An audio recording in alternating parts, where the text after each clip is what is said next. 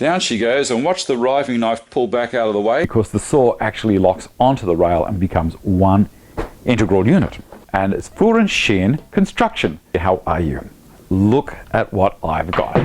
This is the HKC 55EB. H stands for Handkreissäger, which just means in German handheld circular saw. So that's the H. K is for construction, because this is aimed at carpenters on site, and the Germans spell construction with a K. C is for cordless, because it runs on 18-volt batteries, one only, nice and light. 55 is the depth of the cut, and EB, electronic brake. Here we go. Because this saw covers so many things in the carpentry field, all I'm doing today is telling you the features of this saw, and you guys out there will know exactly what I'm talking about. We can go on to other things later on. All right. First of all, the guide rail cams.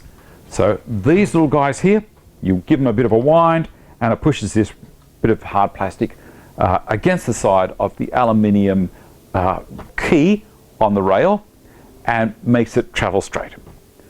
You know not to over tighten them, you know not to have them too loose. There you go. What do we got next? It has fast fix right here. There is an Allen key just in here. Let's see if I can pop it out. As soon as I push that forward, now the battery is in. I can't start it. There is a lever here to retract the blade guard. That's pretty cool. And then, of course, it's a matter of put the Allen key in there, give it a twist. The blade is locked, it can't go anywhere. Undo it, pull the blade out, put the new blade in, tighten it up. Pop the Allen key back in its little spot, which is just here. You can see there's a little spot there for it. Pull that back. It's there for next time. Okay, so we've guide, fast fix. I'm going past everything on the saw that's green. With Festool, anything that's green means it's an operational part of the tool that you can muck around with. Battery, of course, green either side of the battery. That's how you drag it out. I pulled the battery out to show you a couple of things around the back here. The TS55 and the 75 both have clamps at the front and the back to hold the saw at 90 degrees or tipping it over to 45 or 47 degrees on the latest one. This one will go to 50 degrees. I love it. Okay, now it's totally controlled from the back. So it's only a matter of undo that and rotate it. I'll do that now. You can see you round to 50 degrees, 45, and so I'm back to naught. And I'll just nip him up there at naught. Now you'll see here as well, and I might just use this. You'll see just here there is a little green dial, and you can loosen that screw if you need to just fine tune it, just to get it perfect, which is great. Now you saw I used green lever here. That's just the same as any standard circular saw. I'm setting the depth of the cut. I can raise it up and down. The plunge saw, you cannot do that with the plunge saw, the TS55, because it's spring loaded. It's designed to, as you push down against that spring. So I can set it for depth either on the guide rail or without the guide rail. I'll get to the guide rail in a second. Then we also have another function just here, and it's not green because this is the one you push when you want to actually convert the saw to being a plunge saw. Now to do that, don't just hit that button because the base plate is spring loaded. It will push back very quickly. You push it against something at the base and then you push that in and then up she goes.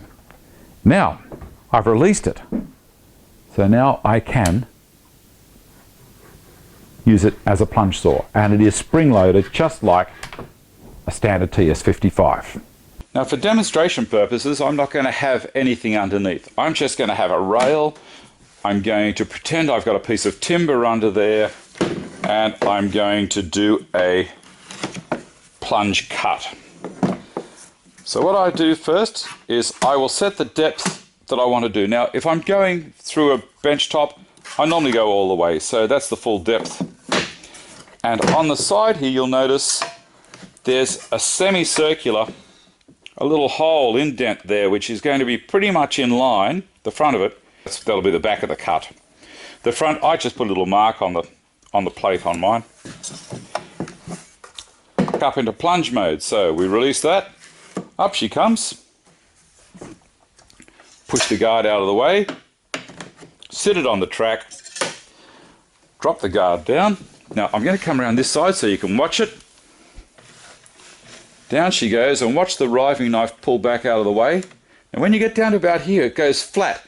You've still got a little bit more travel to happen because that flat section's hitting the rail. As you push through, there you hear it click into position and it's locked now. It can go along and do the cut. Okay? And then when you finish the cut, it's a matter of release that button again. Up she comes, lift her up, and the blade guard retracts, covers the blade. Now when I close her all the way, like so, it locks it back to being a standard saw. And then again, remember, we've got that little green lever at the back to up and down. Next thing, we have the blade. The blades that you can get for the saw are 12 tooth, 18 tooth and 32. The one that I got with mine, it came standard with an 18. Now, these are 1.8 millimeters thick, that's the girth of the cut, and they are 160 millimeters with a 20 millimeter bore. Now, the TS55 saw blades will go onto this machine, but you can't go the other way. The blades from this are too thin, and they will affect your riving knife, and you may not be able to get them to clamp up properly on the TS55 either. So remember, the TS55 blades can go on this, but you can't go the other way around, put these on the TS55. The other good thing about this machine is, notice the blade guard, the bottom of it is a riving knife.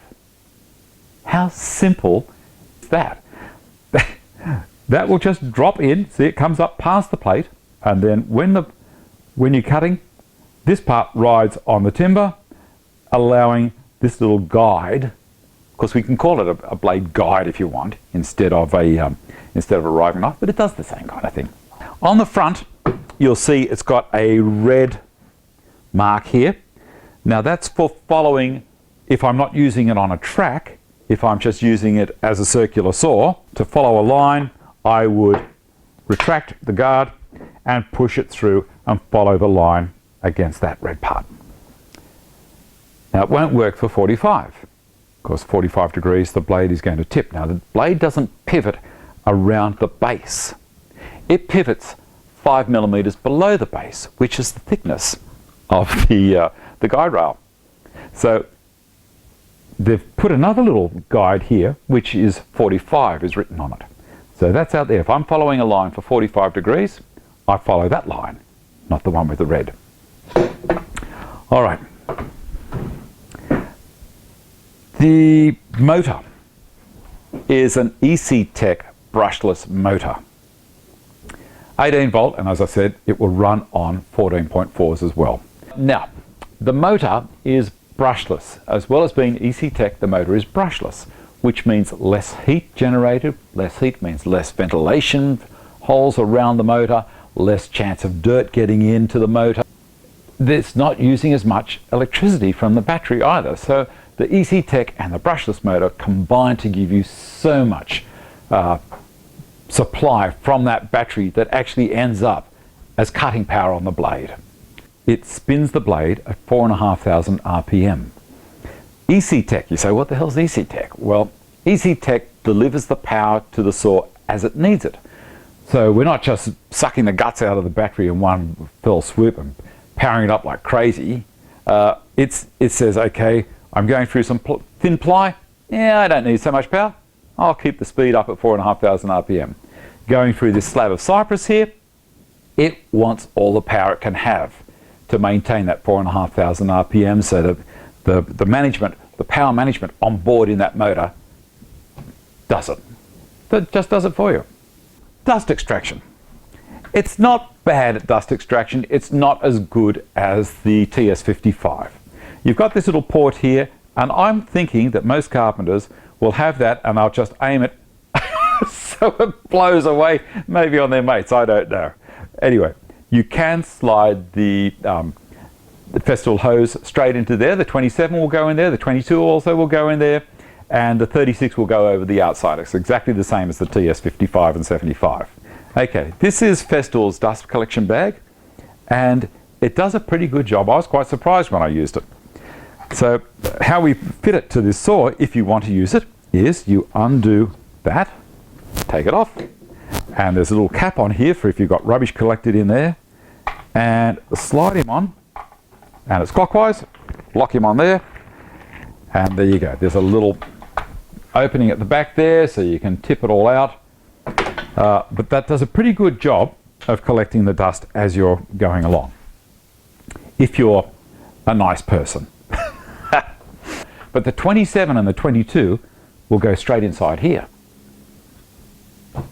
If you don't want that on there, that'll go straight in. This will run on any of the standard Festool guide rails. Now I'm going to show you ripping a piece of 3.3 metre cypress with it, and I'm also going to do a couple of cross cuts using the specialised rail that you can get with the saw. And while we're there, let's have a look. Let's get that out. So this is Festool's guide rail bag for the FSK.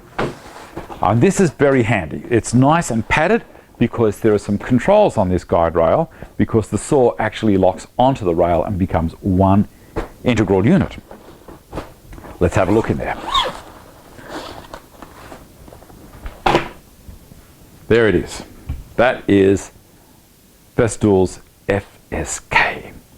Now, you might say, what are all these initials, Dave? Well, FS is Ngian. Ngian, that sounds a bit weird when I say it because I probably haven't got the correct German pronunciation. But Ngian, Fuhren is guide, Ngian is rail. That's a bit of a no-brainer. And so all of your Festool rails that have got FS, that stands for Ngian. And also on your saw, you'll see that there's two settings for depth of cut. One is FS and the other one's not labelled. The non-labelled side is for if it's just on its sole plate, and the FS stands for Ngian, which is guide rail. Okay, now this one is an FSK, and it's Ngian construction. Remember, Germans spell construction with a K instead of a C. There we go. Now, it locks on. As I was saying, it locks on.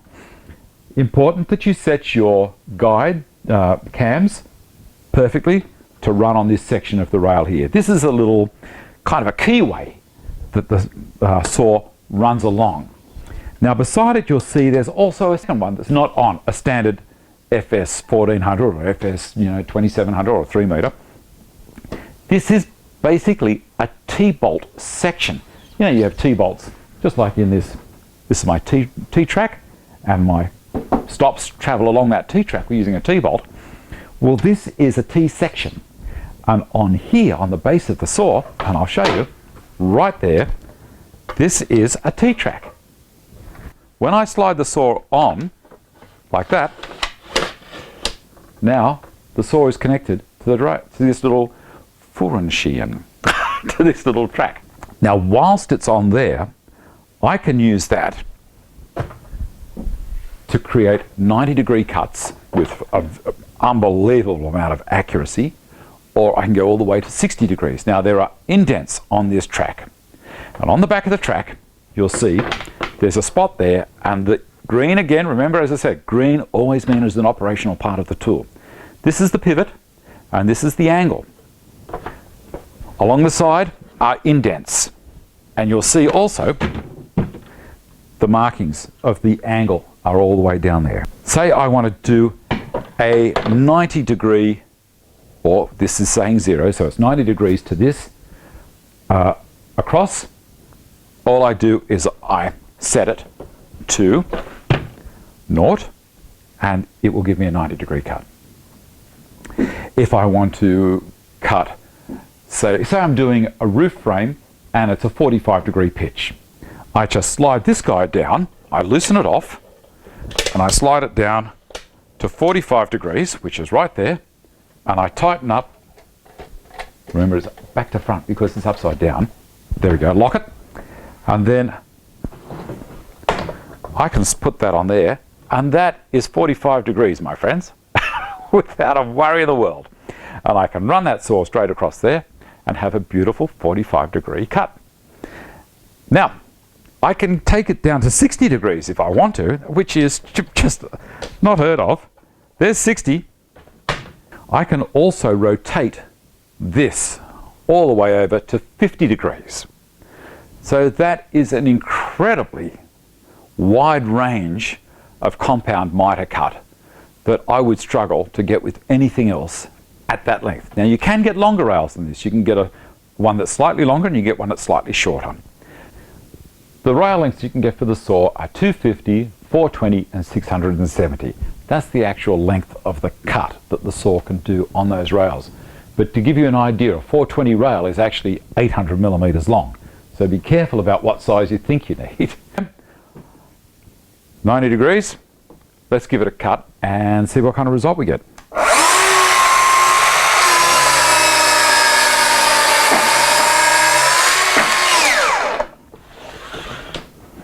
See that? Just automatically retracts as well. Now I've brought the square over here as well so we can have a look. That's beautiful.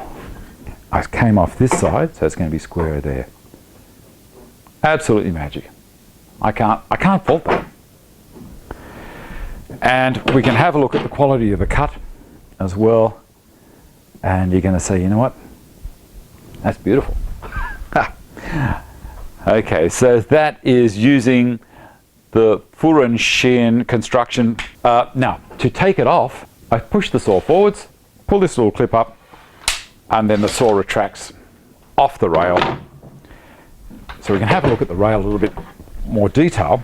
There's your stop that holds the saw on, and then the saw slides along and drags this backwards and forwards. You see that? And there's a pulley at the bottom that retracts that elasticized cord.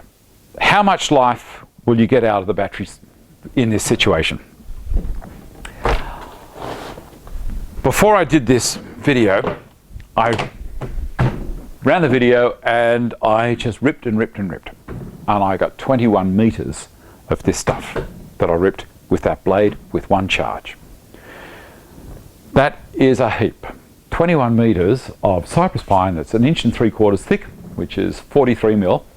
And I didn't let the battery recover much. I just went straight into each cut, you know, so I was powering and not really hammering, draining the battery quickly.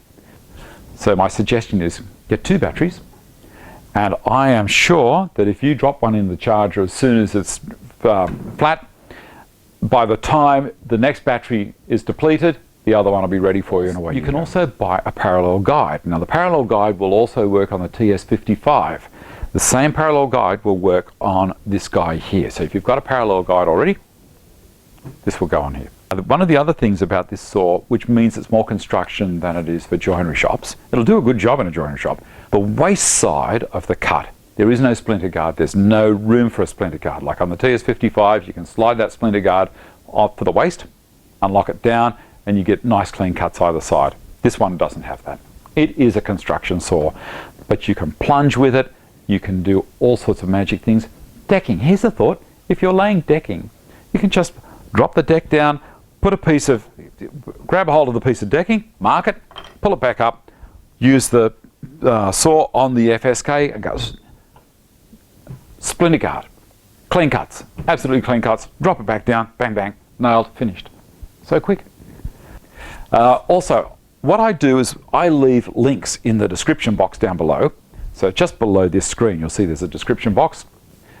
My Facebook site, if you want to, I throw things up a lot more often on the Facebook site than I do on the YouTube channel. Now, if you like the videos that I do, and I do a few about Festool because you can see I'm a bit of a Festool nut. If you like the videos that I do, click the subscribe, and people say to me, well, why subscribe, Dave? It's as easy as this. Cost you nothing. If you subscribe to my channel, as soon as I do a new video, you'll get an email. And that's it. Email say, hey, Dave's done another video, jump on and have a look. And what you can do also that helps me along a little bit is give me a thumbs up if you feel like it, and leave a comment. Thanks for watching. I'll see you next time. Bye.